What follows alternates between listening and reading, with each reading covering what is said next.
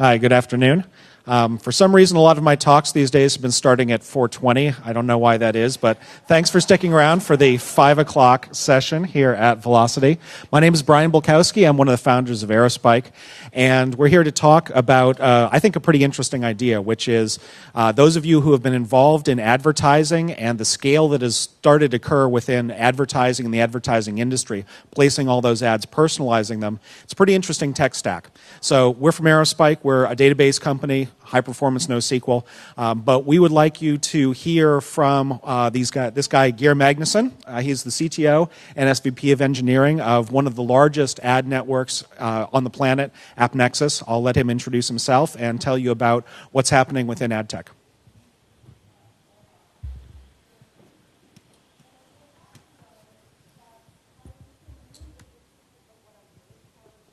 I had to say, thanks, Ryan. I had to set up my clock because I've done a 22-minute talk that I have 12 minutes to give, I think. I'm talking really, really fast. So, so as Brian said, my name is Gier Magnusson. I'm the CTO and SVP of engineering. It's not going to go well.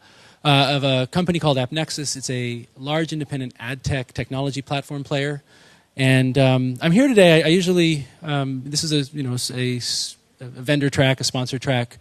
And I'm not here to really sell anything, right? This is a product that we use very heavily and depend on, and I think it's important to, give people a perspective of how this is really being used in anger in real life in production. I have a diverse commercial background as well as an open source background, and I mention the open source only because if you're not aware, Aerospike announced this week that they'll be of making their technology available under an open source license, which is a great thing.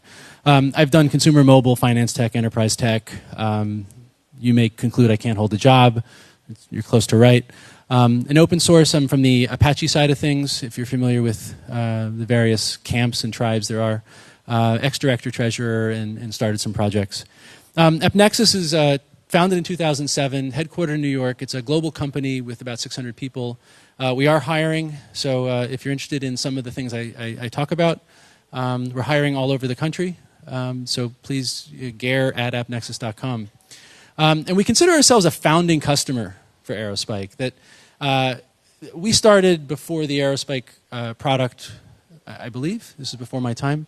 But as we grew, and you'll see some of the requirements that we had in growing, we needed a technology, a high-performant, durable KV store that would scale as we did, and we worked effectively together with Aerospike with our problem set and their engineering, sort of have a solution. And we were really happy to be part of it. And we sometimes say that it was written in our offices, which really isn't true, but I'll certainly say that it was debugged in our offices. Programmatic display.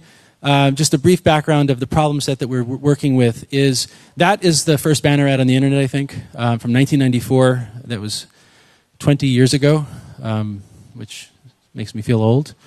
There's been a steady progress of technology in this space because technology is something that is going to certainly help make advertising more efficient. The classic ad model is having if you're a content producer, a publisher, to have a sales team that goes out, works with advertisers, very lot of overhead. And over time, technology has brought more and more of that process into itself, leading to things like ad servers, ad networks, which is a way of aggregating publishers and advertisers together under one business, effectively scaling out a sales force to serve multiple publishers.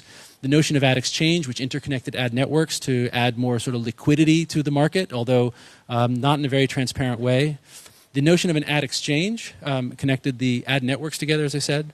And then finally, the notion of a true real-time auction for an ad impression. And that was pioneered by AppNexus back in 2008. And interestingly enough, the pedigree of AppNexus is that the founders of AppNexus, Brian Kelly and Mike Nolette, were the CTO and product people at Right Media. So there's a long pedigree in this. You're all part of this ecosystem, right? Because you're all using the internet, you're all using the web. There are a bunch of players. I don't really have the time to go into the details. It's as complicated as the financial markets, I think, but without the regulatory oversight. The irony is I think that people go to jail in this ecosystem and not in the financial one for some reason. But ultimately, you can think about it as the consumer being the ultimate endpoint, looking at a website, generating ad impressions. The publisher is the term used for the person with the website. There are things like the ad networks that I mentioned, which help the publishers get access to demand, as it's called. It's the buy side of it, the advertisers, through various entities such as SSPs for supply-side partners, through exchanges to the demand-side partners, all of which are tech stacks that sort of help networks and agencies do their job. And ultimately, it's the advertiser who's looking to buy that ad impression, so something to a human. There's all sorts of critters crawling around, data aggregators, there's third parties doing all sorts of measurements and value add. And if you're going to put all of the entities in this ecosystem in one slide, it would look like this. I do recommend you download it so you can actually read it. This is just to give you a sense of the diversity and scope of the kinds of activities that are happening in the digital advertising ecosystem. We're in here somewhere. I guess we're up there, and we're kind of straddling DSPs and exchanges because they didn't know really what to put us. So going through the basics of what happens when you look at an ad impression or when you look at a web page, like the dumbest thing you could do is hardwire the ad into the page. It's kind of like what an old-fashioned newspaper does, right? You open up a newspaper, it's the same ad every time. That's the analogy here. The site generates a page, the HTML is rendered by the browser, an ad call goes and shows you the call goes and shows you a GIF. Taking a step more advanced, you have the notion of a publisher ad server where a publisher may have multiple advertisers it needs to rotate through, and it could accomplish that by being an intermediary as part of the rendering process.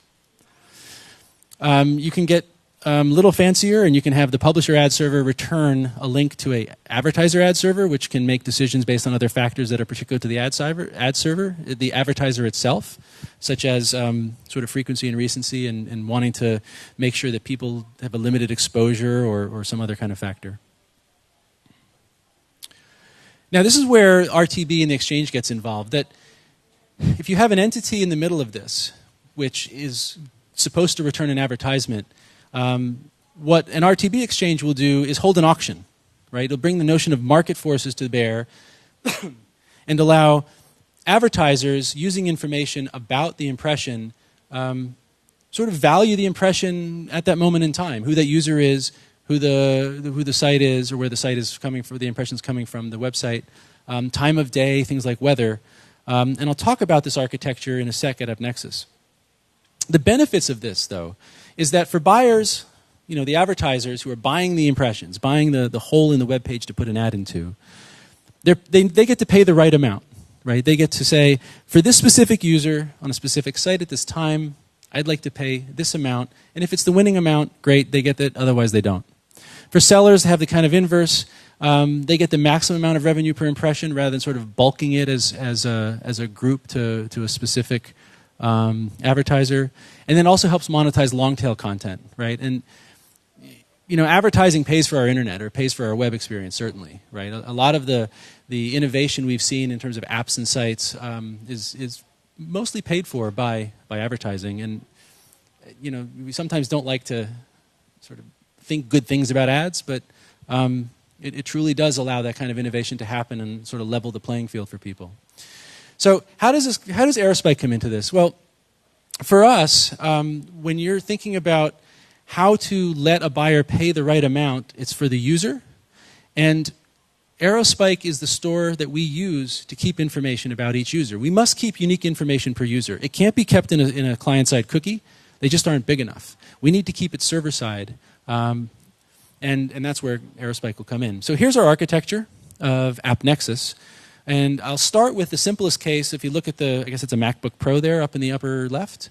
It'll generate an impression, and it comes to a system we call ImpBus, which is a dumb name because it's not a bus. It's an auction manager. It's a server process that has the responsibility of conducting the auction and returning the result back to the caller. As part of the auction, its ultimate goal is to make bid requests and send them out to bidders, multiple bidders, allow the bidders to make a decision based on whatever algorithm they so think is the way it should be done, and then return a bid, right? Just like a regular auction you'd have for any kind of other goods or product, as we've been doing for really hundreds and hundreds of years. So what the ImpBus does first is when it gets an impression, it needs to find out, and let's assume we know about this user, is based on the client-side cookie. We'll go into our user store, which is this area at the bottom with Cookie Monster in the pink thing, which I was trying to get the right branding colors for Aerospike, and I completely missed. Their CMO is going to talk to me later, I guess. But that collectively is our user store. ImpBus can read directly from the KV store to avoid the hop going through Cookie Monster, and it uses Cookie Monsters for writes. But it gets back information about the user, including things like segments, as they're called, that are for targeting, attached to the user that may represent something about their history or what's been deemed their intention, information about frequency and recency of ads they've seen. It then can go to external data providers, which I show up at the top there, though they're misnumbered, which are effectively caches for information that can be attached to a user request. And that information usually comes from sort of big data solutions, right? That organizations are taking huge amounts of data from maybe even multiple vectors about consumer behavior and producing it in a form that can be, in a very short amount of time, in this case under 10 milliseconds, be supplied back to the ImpBus to augment the bid request. Now, this whole process is going to have to take less than 150 milliseconds. We have a very hard requirement. So everything that we do has to be very fast. The reads from Aerospike are currently trending at, I think, 2 to 3 nines under 5 milliseconds each. And these are random reads of single requests. Writes can go a little bit longer, and we'll talk about that in a second. That's really our choice. It's not a function of Aerospike, but it's us being able to optimize how we use the technical capabilities. So at this point, the auction manager has augmented the bid request with information about the user and maybe some further third-party information about the user. And now it'll send the information out to up to 150 independent bidders. One of them is our bidders. We had to write one because it turns out writing bidders are hard. We originally intended the company to not have a bidder years ago, but it turns out that it was a great business opportunity for us. So we have a bidder. But there are then 149 other bidders from companies as diverse as Google and Microsoft, retargeters like Criteo, people like Rocket Fuel. They all have something that they offer on behalf of their buyers. They conduct their analysis of the bid request, and they return a response to us in 50 milliseconds. And that 50 milliseconds includes transit time over the wire both ways. Right? So the ImpBus fires off the messages and then starts counting. 50 milliseconds later, it closes the door and says, that's it, no more bids. It deserializes every bid response that it gets back, finds out who the winners are possibly going to be, may apply some business rules from the publisher, like minimum floor or kind of creative that can or cannot be shown, and then returns a response back to the caller. I'm going to be way over time. In addition to these systems, we have a data pipeline, which is kind of where our big data stuff sits. There's Hadoop in there. There's Vertica in there. But it's in the operational store, which is Aerospike, has very different requirements for performance. And I just wanted to highlight that because there is no one data system that can serve everything that we need to do, and probably not what you need to do. A little bit of stats porn about this. We do 2.5 million operations a second, so we see 2.5 million impressions per second at our peak. There's over $1 billion in spend coming through. We got thousands of servers. It's a big operation. Okay.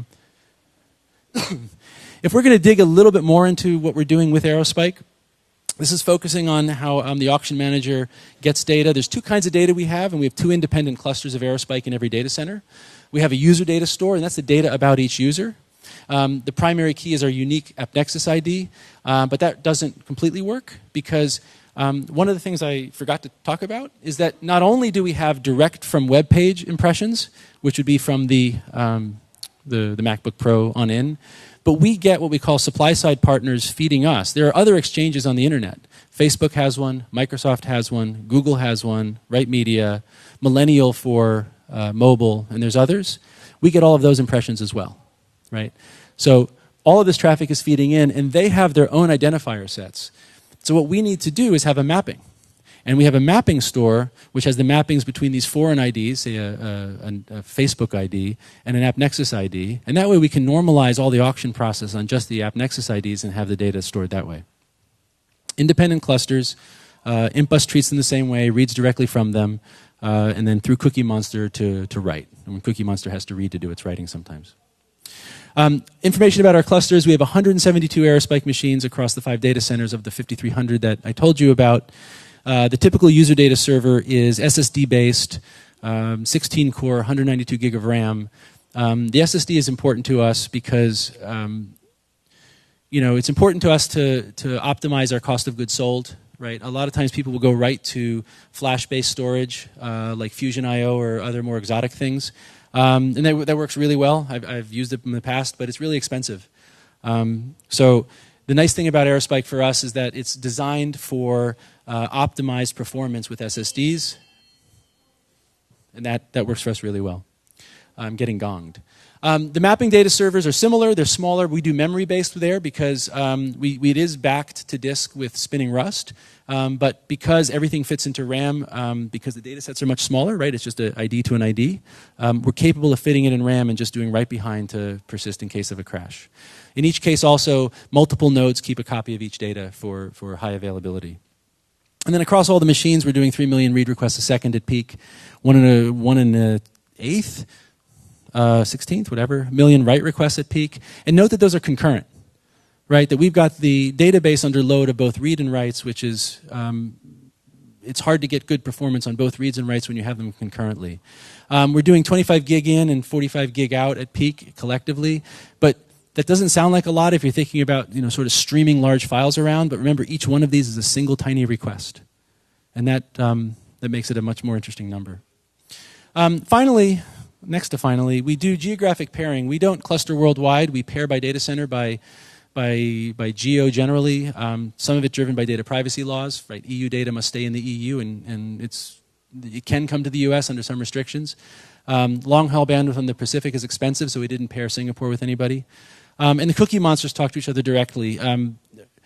There is a cross-data center replication feature in Aerospike. We do use it operationally for some of the things we do when we upgrade clusters, but we don't use it for our geographic pairing. And then to give you a sense of what kind of abuse we're giving to the Aerospike machines, in New York, in the user data, we have 9 billion objects. And each of those must be randomly accessible. There's no sense of sort of cold or hot or medium.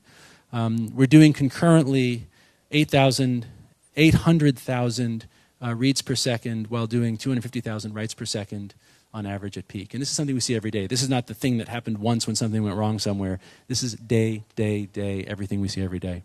You can see the stats for the other data centers. They're not quite as big because our US market is the biggest, but they still are some impressive numbers. I think that's it on some of the tech stuff. I did want to just throw a few things out about open source because I think it's important, and I think it's important that what Aerospike did.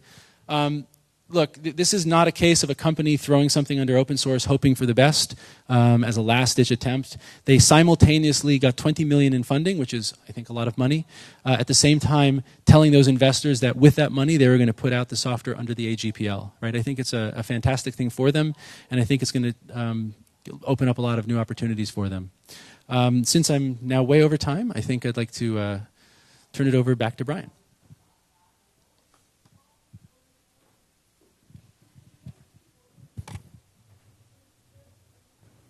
So thanks, Gier. So we'll have a question and answer session at the very end. So get up your interesting questions. Gier's obviously a very technical guy with a strong pedigree, as is our other guest, the fellow from Neustar, Ian. So let me tell you a little bit about the title of the talk, which is what the enterprises can learn from the experiences of companies like AppNexus and Neustar, who are working at ad tech speeds and feeds. Right? Some of those numbers sounded pretty exotic in terms of, 100 million per day impressions, etc. But what we're starting to find here at Aerospike is that this is not as peculiar use case as you might see. There's plenty of cases where working at similar scale, there's folks doing some interesting stuff. So one of the things we've learned from our engagement with the advertising guys is that, well, the internet never sleeps, and enterprises need that now as well. So the kind of clustered, highly available system that Aerospike is, we don't have maintenance windows, etc., and folks at AppNexus know that, is now required across the board, right? And examples of cases besides advertising, working with mobile partners, people in marketing, search video gaming, these are all Aerospike customers running live today. And I would say paying customers because we've had a community edition for a long time, nearly 2 years. Where we fit in the database landscape is on the operational side. We always sit in front of Hadoop, right? There's always a lot of Hadoop, there's always a lot of analytics, the kinds of batch-style systems that you think of as big data, but here we are at velocity. We're the velocity part of the equation in terms of big data. These are the places you put your operational store, and that's what I've been hearing a lot about this conference. How do I take those insights and really put them on the front edge of my data store, of my application, of my service? What you heard about in advertising technology is the kind of real-time pricing on an impression-by-impression basis in at most 50 milliseconds, well, between 150 partners, right? So you can start building out these kinds of fairly aggressive architectures, and that's what we're seeing in some of the larger enterprises. Gartner, we were very happy with their recognition. The opinion you might have about Gartner, they do talk to customers, and so the analysis they do in terms of our customer list and talking to folks about what we've actually done for them has put us in the visionary quadrant in terms of NoSQL and operational databases. So this is the architecture of this new world that I think enterprises need to start thinking about much more clearly, which is the idea that you've got your warehouses. In some sense, this is a recapitulation of the database and application landscape from, 20 or 30 years ago, right? Where you've got your OLAP and you've got your OLTP. Right? You have your analysis going on the backside. You've got your data guys going and working with a variety of databases. Usually, I think in the AppNexus case, Mike once told me 15 different kinds of databases, not just 15 databases, but each one is good at its own queries. Each one has its own velocity, using things like Vertica for minute and 5-minute based queries, as well as using Hadoop for hour and day-long query systems. Right? You've got all these different velocities, but you need to push that on the front edge of your application in the internet world. That's happening in retail, where folks are trying to say, hey, what kind of offer should I give? I can find a pattern. Oh, look, this guy's value sensitive. Oh, look, this guy's an upsell, right? This is what enterprises are going to be able to start doing once it's easy to put together this kind of technology. Within financial services, we're starting to see this use case, where the position database of record, that's what you have in your account right now, the money you have in your account, that's never really been done with, that's done almost with what I would call pre-SQL. There's a lot of IMS still within the financial services industry. It has to be correct on a user-by-user basis, but what they have is they have these mainframes for end-of-day reconciliation. You have to be correct during the day, but at the end of the day, you get a chance to sort everything out, and if there's certain kinds of conflicts and transactions, or a counterparty who reneged and all kinds of crazy stuff, right? So, but you do need a database that is running at the kind of scale of hundreds of thousands or millions of transactions a second in order to satisfy things like being able to handle that marketing load of looking at customer data, being able to look at mobile systems. So we're starting to see these cases. We're also starting to see with telcos the case where in the routing loop, packet forwarding, they want to make decisions using deep packet inspection. So how many packets per second is in a particular mobile metro, and what routing decisions are they going to make based on whether I have a Netflix subscription, whether I've paid for video, in the case of, say, throttling, how much I've used recently. They want to start putting database calls in the middle of every single packet transfer. We're also starting to see caches, right? I talked to a lot of people today starting to see the edge of even fairly fast systems like Redis. Right? So the ability now to put in a clustered system that's highly reliable, working at the kind of speeds that we've heard about from the advertising industry. So we're starting to see this now penetrate even deeper. One set of folks I love talking about is these guys Snapdeal out of India. For those of you who are Indian or know about, have friends in India, it's a very popular company. It's kind of like a combination of Amazon and eBay for retail in India because they have a lot of partners. They allow goods to be bought and sold. They're sort of a single marketplace. They recently took $250 million in funding to build out this idea. They use Aerospike, and they use Aerospike as that core, hey, it's got to be up database. And they're starting to approach the kinds of speeds that's happening in advertising simply in order to make a really high quality, engaging interface.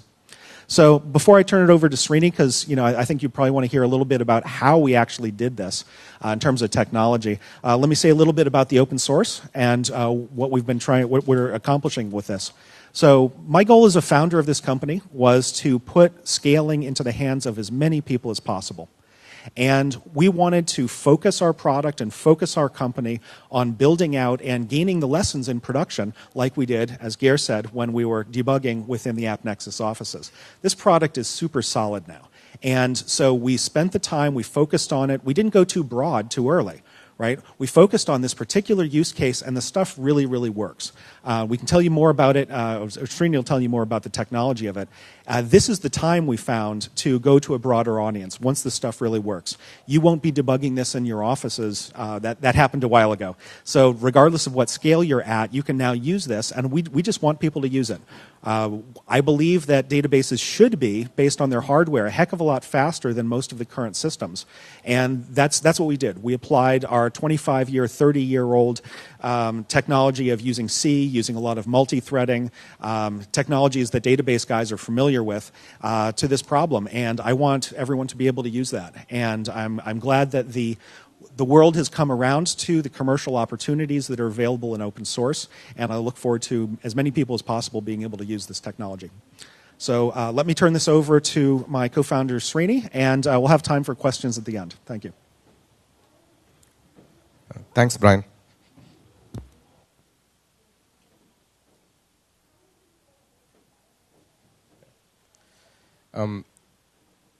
Clearly, Gier and Brian have kind of set the stage for the extreme requirements, that have to be met in order to run a 24/7 system. Especially a database is much harder to run than a set of web servers. It's basically an order of magnitude harder because of the state it has to store and keep it consistent. One of the founding principles of Aerospike is essentially, there are actually many founding principles, but I'm going to kind of list 2 or 3. First one is performance. We wanted to take advantage of the best hardware available in terms of multi-core, SSDs, and so on, to be able to provide the best software for databases, which goes as fast as it can while still keeping the data consistent. Consistency is an interesting point. As you have probably, many of you know, when the NoSQL kind of effort started, in 2007 with the Dynamo paper and so on, people said that if you have to go fast and scale, then you have to give up on consistency. At Aerospike, we actually don't believe that. We did exactly the opposite in the sense that we wanted to figure out ways around the CAP theorem where we can provide consistency in certain situations. And that's what, you will see in this architecture. Take the cluster, for example. Our cluster is a tightly coupled cluster. We actually rely on the fact that nodes are close to each other in time. So you can detect heartbeats in a very short amount of time. We use a Paxos algorithm to essentially bring clusters together. And as folks who, there are very few folks who understand Paxos. I do not count myself as one of them, even though I've written code in that. But the point is, it is a non-deterministic algorithm. If there is a level of variation in heartbeats, let's say, one of those heartbeats is between nodes, from here to New York, and the other one is between here to, let's say, Sunnyvale or Mountain View, it's just not going to terminate properly. And that is something we avoid completely by keeping our nodes close to each other. Now, every node in the Aerospike cluster is identical in terms of what it can do. And this is, again, another founding principle to keep operations simple. It does make coding hard, no doubt. But we are able to do multiple subsystems of distributed operations across the same set of cluster nodes by prioritizing in real time across the long-running transactions versus short-running transactions of the same node, while keeping the SLAs. And this is a hard problem. We have IP on it. And it's kind of hard to do justice to a lot of this in a short talk like this. But there is a paper we published about 3 years ago in VLDB, which probably has to be revised again. You probably see some more details from us. You can see some on the website and so on. So now that we've established a tightly coupled cluster, one of the things we wanted to make sure we can do, and that's why we can do it, is to synchronously replicate with immediate consistency within the cluster. I'll talk a little bit about it in the next slide. But more importantly, across clusters, we chose to do asynchronous replication, which means there is always potentially a short lag between, in this particular diagram, between the data changes that are happening in Amsterdam to when they will show up in Texas, for example. And our cross-data center replication, as we call it, is fairly sophisticated. That here I've shown various kinds of data moving across these clusters. The blue lines are global, the green lines are for US data, and the European data is, in this particular case, backed up in Ohio. Now, this is from an actual deployment. We have, the kind of basic idea here is you have a robust system which keeps data safe and really, accessible at a very fast pace in a local cluster, and you can distribute it globally, so your data is always available somewhere. So your business runs 24/7. Quickly go over some of the basic ideas behind our hashing. We are a distributed hash table. We use the RIPEMD 160 hash function, which has basically no known collisions. So essentially, it's a very robust hash function, so we can rely on it to make sure that it is unique. Now, that is not necessary. We also have a way to store the actual key in the database so that you can retrieve it. But the main idea is, given a particular key, you can get the hash function. We take 12 bits of that hash and generate a partition ID. So that is just basically our default configuration of 4K partitions. And essentially, each partition is then mapped to a node. The mapping table, of course, can be changed. Given a key and the partition function, the partition ID is fixed, but the node ID is not, because this can vary. Thankfully, nodes don't come in and out of a database cluster too often. So we are able to manage this quite efficiently. So what exactly happens when a node is added? Let's just consider this case for a second. You have a 3-node cluster on which you've added a new node which potentially has no data in it. And all the data from the 3-node cluster is typically about, the way it is distributed is, there are master partitions. In the table I showed you, there were 2 columns, because it was a replication factor 2. And essentially you end up with a master partition of about one third of the master partitions in each node, and 1/3 of the replica partitions in each node. And what that means is each node in a 3-node cluster has 2/3 of data in the cluster. And similarly, when you add this new node, I already talked a little bit about the Paxos protocol. Let's assume that the new cluster gets constituted within about a few tens of milliseconds. What you end up doing is starting to schedule partition migrations across these nodes. And when that actually happens, the clients, we have smart clients. The clients can actually discover the partition map and therefore keep this whole thing very efficient. They know exactly which node to go to. And that's a key part of making this entire process efficient. There's also about, there's a little bit about consistency, which I'm going to skip in the interest of time. I originally talked about how fast can you go given latest hardware. We have spent a lot of time, I think Gier had 2 use cases, the map use case and the user store use case. The user store, the map use case runs purely out of memory, backed by rotational. The user store runs out of SSDs. So we are able to actually have a hybrid model. I'm sorry, I think I clicked the wrong button.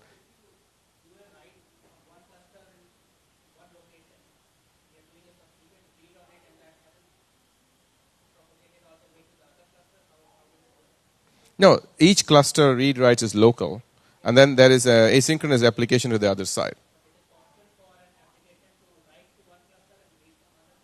It is generally not recommended because it results in really bad behavior. So, I mean, the application does not try to go to multiple clusters typically. It will always go to the local cluster.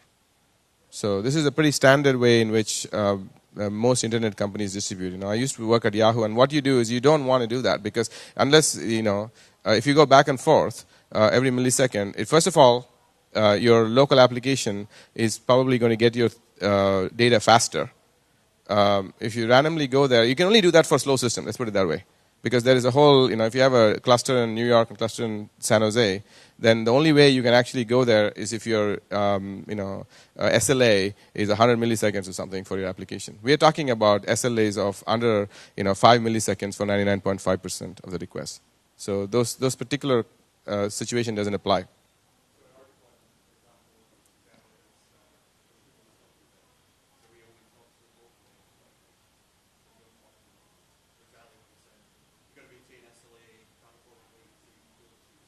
Yeah, and this is speed of light. There's nothing we can do about it. Okay. So we have a log structured file system I talked about. I'm just going to go a little bit into the what I would call new features that we've been adding over the last couple of years. AppNexus actually does not use these features. They deployed, they use it on a key, a simple key value API but over the last couple of years, we've used the techniques that we have used for primary key indexes to extend them to secondary key indexes. And what that means is when you have a secondary index, you can then, we also have additionally aggregation functions which help you to do more complex queries using user-defined functions. This picture is just showing that our system can run transactions per second, reads and writes, process 1 million records in a query with aggregation while nodes are being added. And everything actually just happens in real time. And this is, again, something really important. If you're running a 24/7 system, you better be able to do all of it when the system is up. There are no choices here of taking things down, no maintenance windows, and so on.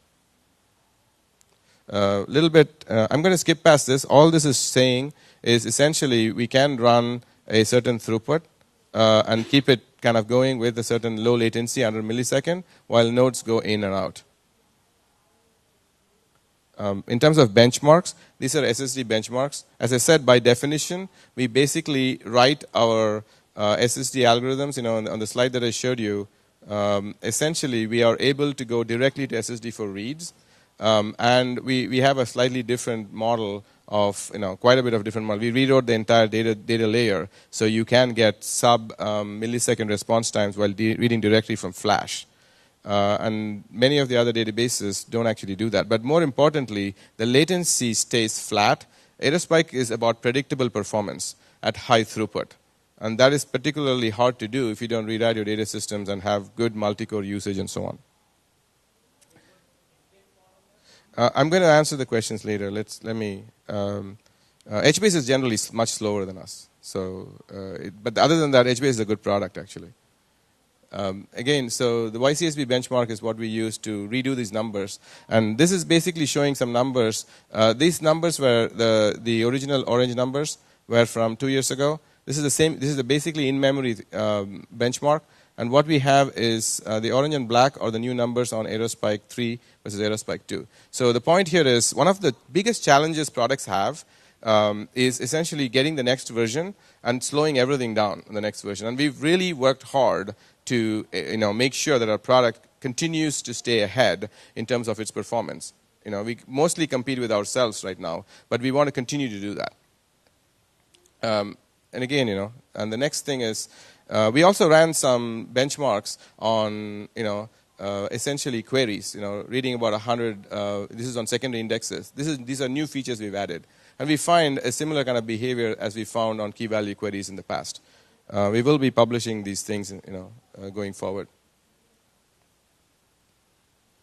I think that's basically, we also have, I just want to point out, we also have user-defined functions. I talked a little bit about the aggregation framework. There's this thing I didn't talk about, which are basically large objects. We can do, complex data types for time series queries and so on. And all of this, as Brian pointed out, is open source, and you can take a look at it and try it out. Back to you, Brian. Thanks. So, Gier and Ian, I'd like to introduce one of our newest customers, Ian Campbell. And come on up. We have just a couple minutes here. I'm sure there's at least a couple questions. No one else is going to be busting into the room, so hopefully we'll be okay for a few minutes. So, Ian Campbell here is Neustar. For those of you who have ever heard of Neustar, they're kind of an interesting older company because they sit, I would say, at the center of the internet in the sense that in telecom, all your telephone number portability, all of those call routing information, that's all held by Neustar, and they do a huge amount of DNS traffic. But Ian is with us, and Aerospike's use of Neustar's use of Aerospike is within their data management platform. So if you remember that really complicated diagram that Gier put up, Neustar is a provider within that of data.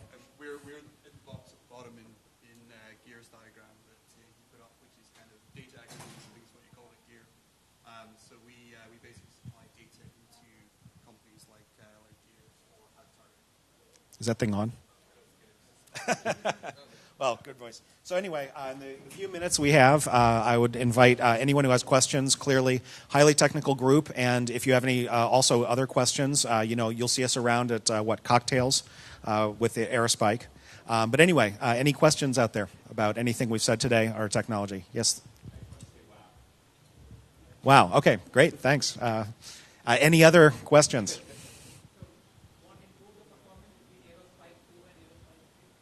Hard work. No, I'm serious. We looked at some of the queuing algorithms. Sorry, the question was what improved performance between Aerospike 2 and Aerospike 3. So the diagram here.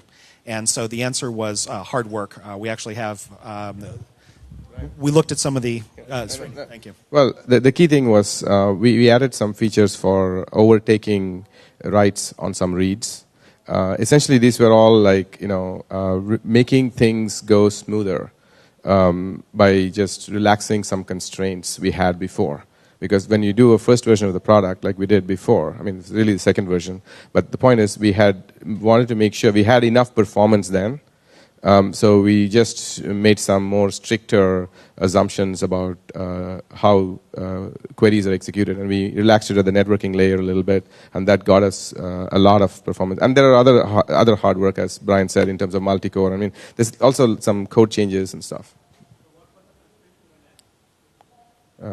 Pardon? Essentially, you don't want to be too restrictive about how to coordinate reads and writes, for example. That's the big one. So you can allow reads to go ahead because they can get unless the read comes from the same process which is done a write, you can read the previous value. That's fine. Yeah. Like we had this as an important use case for us because for us, we're very read biased. So in our case, if there was a write pending for a user that was, say, updating a frequency count for, say, an advertisement, we needed to be able to read that record again when another impus got an impression for that user. It couldn't wait behind the write because it was okay if we were off by a little bit in our application case, as an example of why that would be okay. Any other questions? Questions about some of the advertising use cases? Yes, back there.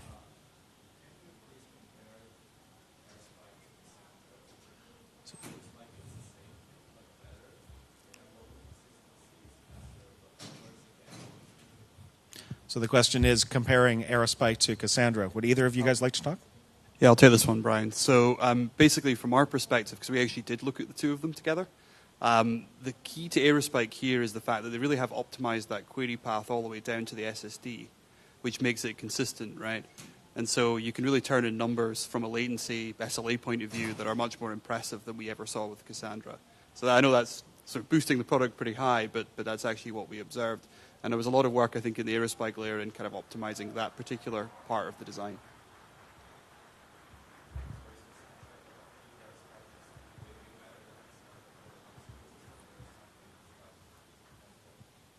So I think the question was, are there cases where Cassandra is a better choice? We didn't particularly look at other use cases, and I think, as Gier's kind of pointed out, we have a lot of, we're very similar in terms of what our application looks like. We tend to have very small queries that are only reading from the perspective of everyone in this room quite small pieces of data. So that sort of very much conditions how our applications work. So we didn't look at, for example, cases where much more data was returned or there was a different balance of cost performance desired. And so another factor with Aerospike, of course, is that being SSD based, it fits in a particular sweet spot of kind of cost performance, which is relevant to us. Any other questions? Yes, sir.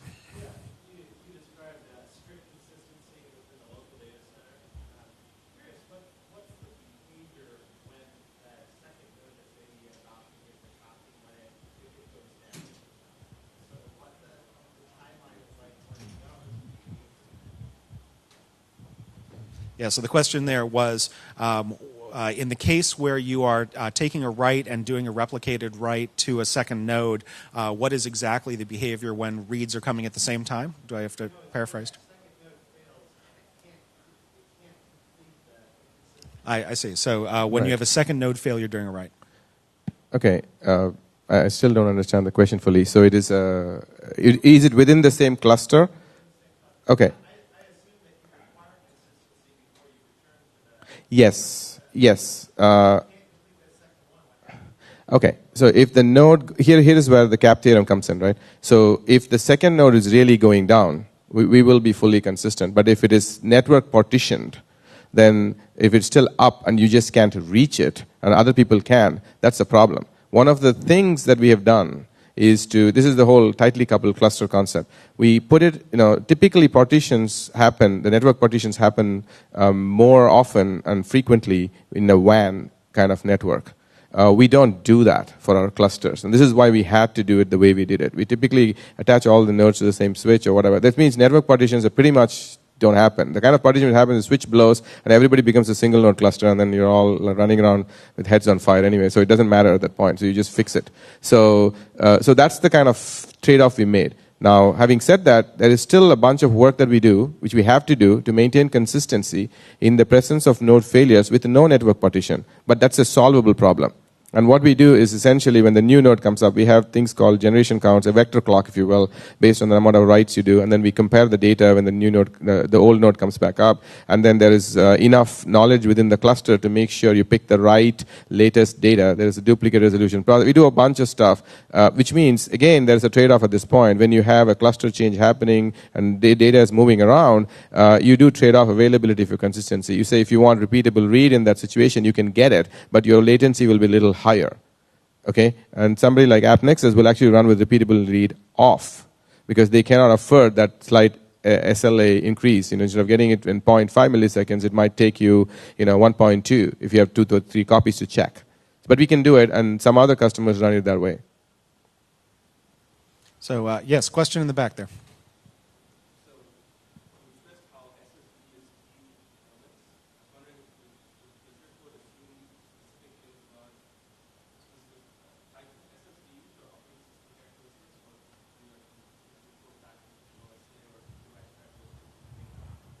So the question is about does Aerospike require particular SSDs? And if it's okay, I'll take this one. Okay, so I'm the SSD guy. So the short answer is no, and the long answer is sort of. So every SSD is really very different, and we work very closely with a lot of the SSD vendors. Everyone's at different price performance points. Gier mentioned Fusion.io, who's a long-term partner of ours, good friends in a bunch of ways, and they're very high on the cost curve as well, right? And so there's a lot of good commercial stuff, the enterprise stuff, for example, from Intel, Samsung, Micron. There's all great products. So we have our own benchmark called ACT. We open sourced that a long time ago. So you can get that at github.com, Aerospike ACT. And we work with a lot of vendors to see what the characteristics of every device is. Because really lots of different price points, how they work under write load, what their read latencies are. Each one is good for a very different case. But we have no specific optimizations. We're all user space. There's no kernel drivers, any of that stuff. It's really all about simply characterizing the drive and then fitting your I.O. patterns to what works well with SSDs. Any other questions? Yes.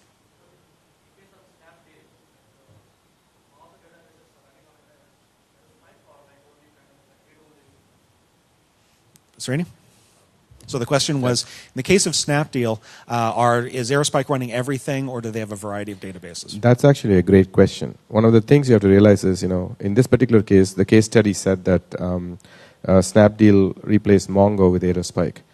They still run Mongo and other easy-to-run use cases. Typically, you can run Mongo where you need a lot of better APIs and so on, but not lots of data. You don't care as much about writes. Because the problem you have when you have writes is your read latency kind of goes really high. I mean, it's not like they go up like, it goes up typically from under 5-10 milliseconds to 1 second. That's what will happen with most other databases which don't do this right. And when you have writes in real time and you care about that data showing up in reads in the near future, you should use something like Aerospike. If it's purely read-only or very, then pretty much anything works. Any other questions?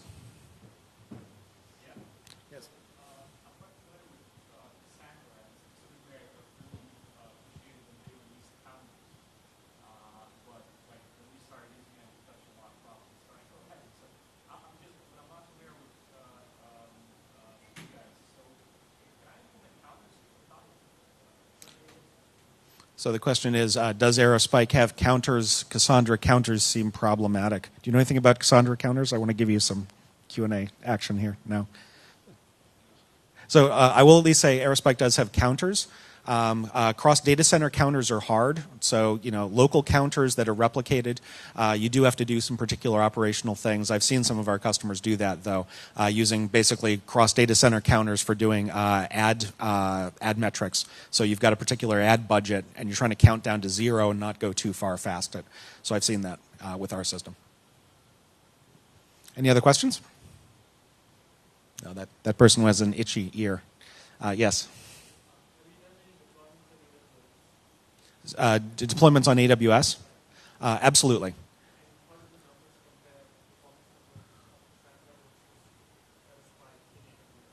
We have not done Cassandra versus Aerospike AWS numbers. I will tell you, though, that on some of the new instances, we've found some of the instances will do 1 million TPS on a single server out of RAM on Aerospike. So, these kinds of numbers are, in fact, capable in terms of a RAM-based deployment. We're actually exploring a bit which the price performance at Amazon in terms of instance by instance. There's actually some smaller instances that are cheaper but cluster up nicer. So we're actually working right now on trying to characterize a bit more of the performance. We also work with a number of other cloud providers. Internap is one of them. We have sort of a one-button thing that's SSD-based, because it does depend on the kind of SSD you're using. So sorry I don't have a more specific answer. Yes, in the back.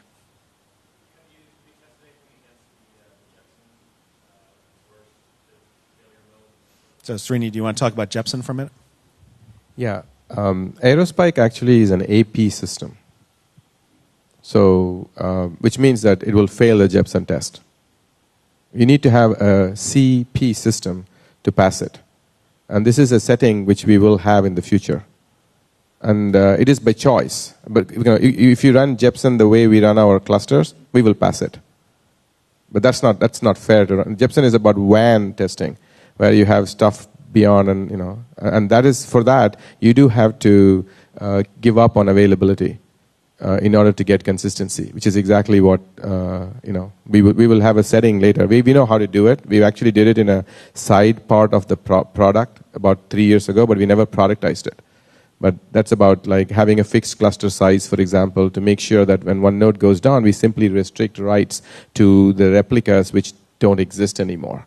So you won't be able to write to a portion of the data which is not available in 2 copies. And then it'll work, for example. But that's something we haven't yet added into the product. I do recommend Eric Brewer's more recent, I think it was 3 or 4 weeks ago? No. It is 2012. No, the recent thing, where he talks about really there's only 2 choices between, in a distributed system, between CP and AP. Because in a distributed system, you always have the chance of network partition. And he starts out that discussion by saying that he thinks that he was misunderstood a bit in how CAP has sort of taken over our discussion. So I strongly recommend reading that. We have the capability of doing both architecturally. Any more questions, especially Gier here, if you want to learn something about how advertising tech stacks work? You don't. Okay, so thanks very much. We've held you over a bit, but it seems like there was some interest. We're going to be serving cocktails. Do you know where? Okay, Aerospike booth. We're sort of in the left-hand side, hall A, towards the back. And we're, what's that? Booth 450. 415. And it's a great concoction of vodka, as well as, what is it? Cucumber or something like that. So, and please just come and talk to us if you'd like any more interesting technical details, and Gier and Ian will be around as well. Thank you very much.